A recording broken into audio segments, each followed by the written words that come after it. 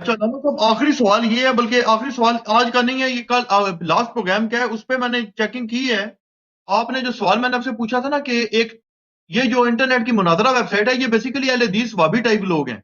تو انہوں نے یہ آرٹیکل پورا لکھا ہوا ہے کہ حضرت مولا علی علیہ السلام اگر آج کے دور میں ہوتے تو آج کے شیعہ ان کو کہہ دیتے کہ ان کے عقائد وہی ہیں جو آج کل کے اہل حدیثوں کے ہیں.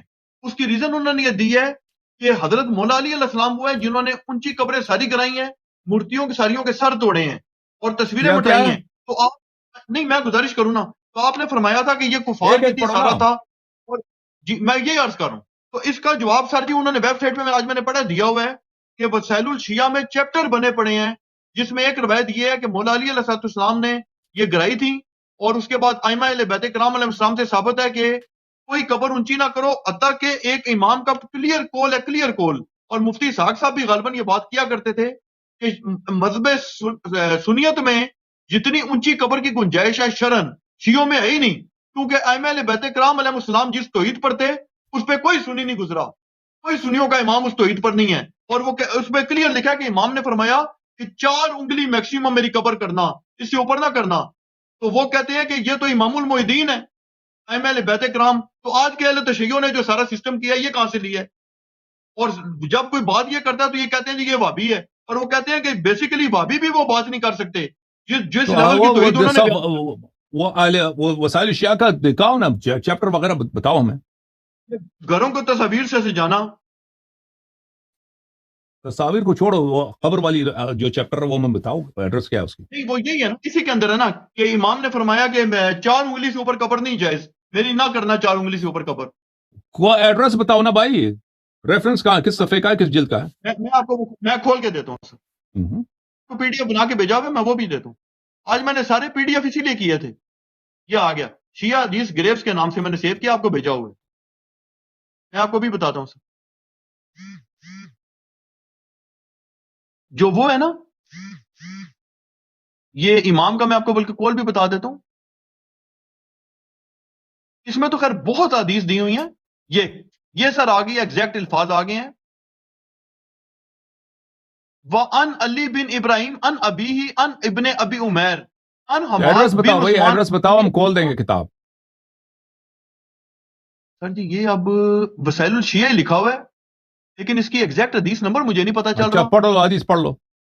میں آپ کو پڑھ دیتا ہوں. وَأَنْ علی بن ابراہیم ان ابیہ ان ابن ابی عمیر ان حماد بن عثمان ان ابی عبداللہ علیہ السلام. غالباً یہ امام جعفر صادق علیہ السلام.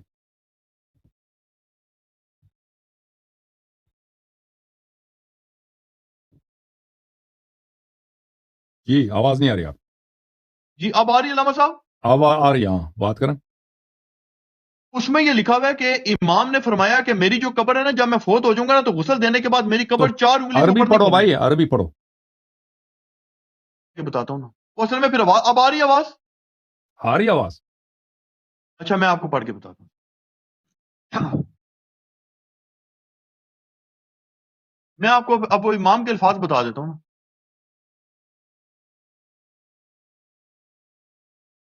ان ابی کالا لذاتی یوما فی مرزہ اس آنا مت فغسلنی وکفینی وکفنی، یہ پتہ نہیں کیا لکھا، ورفعوا قبری 4 اصابع ورشہو بالماء. Imam Jafar Sadiq who said, my father said to myself in day of illness, when I die, bath me and shroud me and raise my grave by 4 fingers and sprinkle it with water. Shia source Wasailul Shia with an authentic change of narration. صحیح حدیث.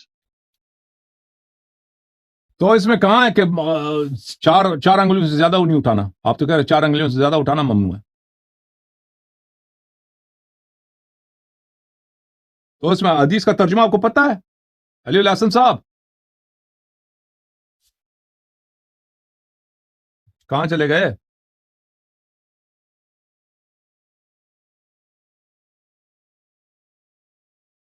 جی علامہ صاحب آواز آ رہی سر؟ آواز آ رہی ہے. اس حدیث میں جو آپ نے پڑھا نا، اس میں یہ ہے جی کہ سر. جب میری وفات ہو تو جی سر. مجھے غسل دینا، مجھے کفن کر دینا، اور میرے قبر کو 4 انگلیوں اوپر کر لینا. 4 انگلیاں میرے ہاں جی قبر کو اوپر کر لینا، ٹھیک ہے نا؟ اور میرے قبر پہ بالکل. پانی چھڑک دینا. इसमें ये नहीं है कि 4 अंगुलियों से ज्यादा ना करना. आपका इद्दा ये था कि 4 अंगुलियों से ज्यादा ममनू है. नहीं, वो तो दीगर हदीस तो बरी पड़ी है ना. तो ठीक है ना, आप हदीस दिखाएं तो हम जवाब देंगे ना अभी. और इसका ताल्लुक ये नहीं है कि कब्र के ऊपर आप नहीं बना सकते. और कि अगर कब्र मतलब 4 अंगुली से ज्यादा हो गया तो शिरक हो गया ना. आपका इद्दा तो ये शिरक है. शिरक क्या, शिरक का मतलब क्या है कि आपने अल्लाह के साथ दूसरे को अल्लाह बना दिया. ठीक है ना.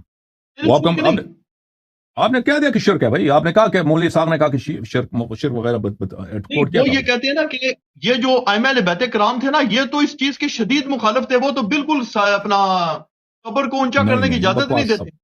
सब बकवास भाई. हमारे रिवायात में इतनी ज्यादा, आप फुरू पे बात कर रहे हैं ना, उसूली दीन पे तो बात नहीं कर रहे.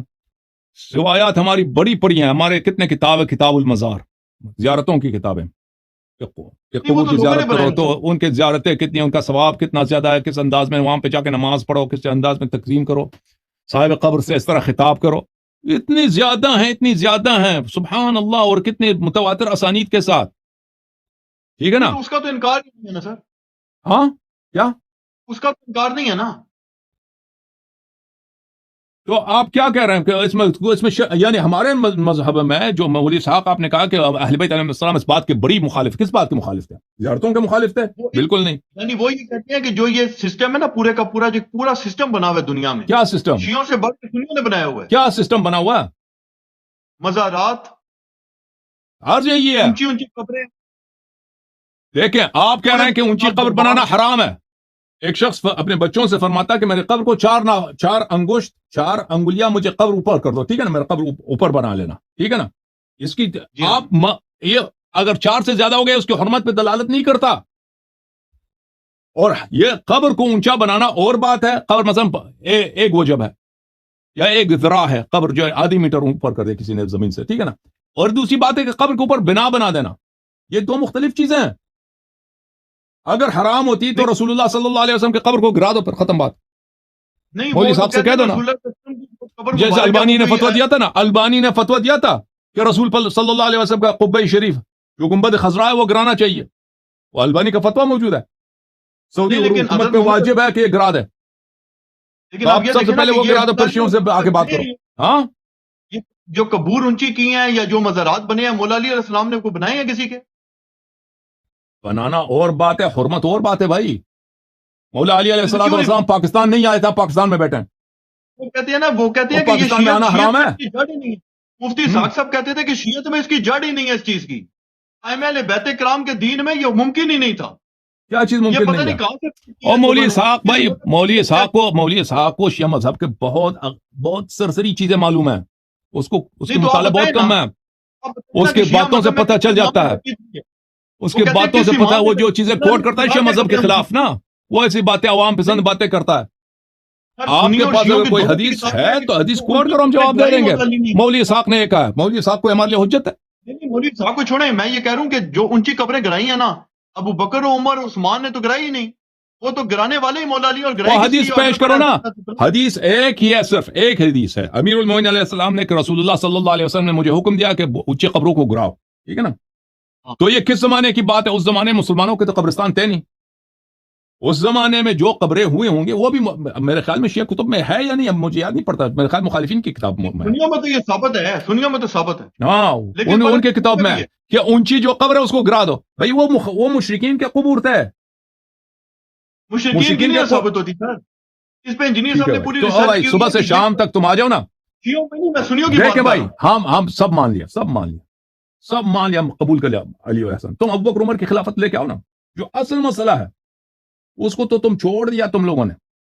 कभी वुजू पर, कभी पैर धोने पर, कभी इस बातों पर, वो भी और रिवायात जिसमें खुला लिखा है कि तकिये पर है. ठीक है ना. उस रिवायात को लेके आ जाते हो क्योंकि तुम्हारे पास मवाद नहीं है. जो असली मसला है, मसला इमामत, मसला खिलाफत, उन चीजों को तुमने छोड़ दिया है.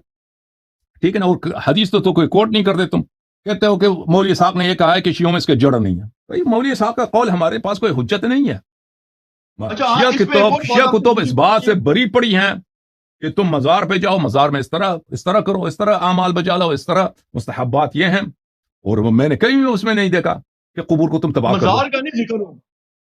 इमामों को क्या पता था हमारे मजार बनाए जाएंगे? क्यों नहीं मालूम उनको? वो तो इसके और रिवायत में मौजूद है. رسول اللہ صلی اللہ علیہ وسلم سے کہ رسول پاک صلی اللہ علیہ وسلم نے فرمایا کہ شفا کو اللہ تعالیٰ نے تحت قبہ حسین علیہ السلام اس کو اجابت دعا کو تحت قبتی اس کے قبے کے نیچے رکھ دیا. میں وہ حدیث آپ کو دکھا دیتا ہوں. نہیں رسول امام حسین علیہ السلام کا روزہ مبارک کس دور میں بنا ہے؟ مجھے نہیں معلوم کہ کس دور میں بنا ہے، لیکن پہلے رسول اللہ صلی اللہ علیہ وسلم نے خبر دیا کہ اللہ تعالیٰ نے امام حسین علیہ الصلوۃ والسلام کے تربت میں شفا رکھا ہے اور استجابت دعا کو ان کے قبے کے نیچے رکھا ہے. نہیں تو اس میں تو کوئی اختلاف ہی نہیں نا جی کہ ان کی شخصیت پہ تو نعوذ باللہ کوئی جو اختلاف کرے وہ مسلمانوں میں ہوگا. قبہ گنبد کو بولتے ہیں، قبہ گنبد کو ان کے گنبد کے نیچے دعا مستجاب ہوتی ہے. یہ حدیث ہے رسول پاک صلی اللہ علیہ وسلم سے شیعہ کتب میں. گنبد تو تھا ہی نہیں اس وقت قبر ہی نہیں تھا، اور رسول پاک صلی اللہ علیہ وسلم کے زمانے میں ان کا قبر ہی نہیں تھا. وہ بعد میں قبر بنی امام حسین علیہ السلام کی. امام حسین علیہ السلام تو زندہ تھے اس وقت. رسول کو پتہ نہیں آگے آنے والے وقت کا. تو پھر کیا پتہ یہ راویوں نے گڑھی ہو بات. دیکھیں اگر ہمارے کتب سے تم استدلال کرتے ہو نا، ہمارے کتب میں یہ روایات موجود ہیں. اگر تم یہ احتمال دو کہ نا کہ راویوں نے گڑھی ہے، اس کے لیے کوئی دلیل ہونی چاہیے.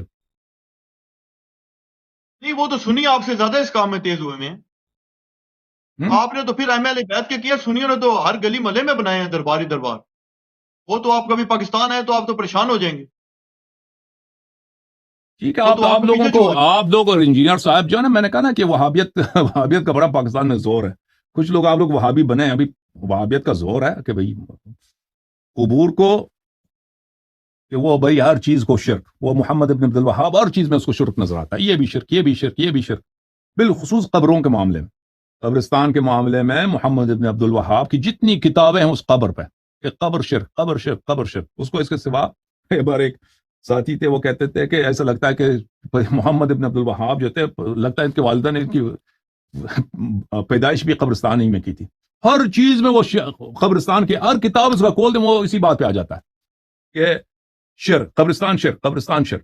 ٹھیک ہے نا، آپ لوگ کہتے ہو نا کہ یہ شرک ہے. اگر کوئی قبر کی پوجا کرے بالکل وہ مشرک ہے، قبر کی پوجا کرے. لیکن قبر بنایا جائے، قبر کو اگر کوئی شخص چاہتا ہے کہ اس کے قبر سائے کے اندر، اس کے قبر پہ سایہ ہو، یہ چیزیں حرام نہیں ہیں. میں آپ کو دکھاؤں کہ ہماری کتب میں عبداللہ ابن عباس سے روایت ہے، اللہ آپ کا بھلا کرے. روایت وہ کافی طویل ہے، میں آپ کو دکھاتا ہوں ابھی.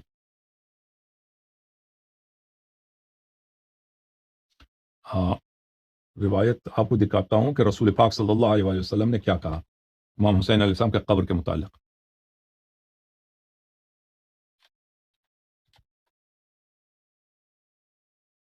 بلکہ میں پی ڈی ایف دکھاتا ہوں آپ کو، اصلی کتاب دکھاتا ہوں پی ڈی ایف کے بغیر. یہ کتاب ہے عزیزو، کفایت الاثر. کتاب کفایت الاثر فی النص علی الائمة الاثنی عشر علیہم السلام. یہ چھپی ہے،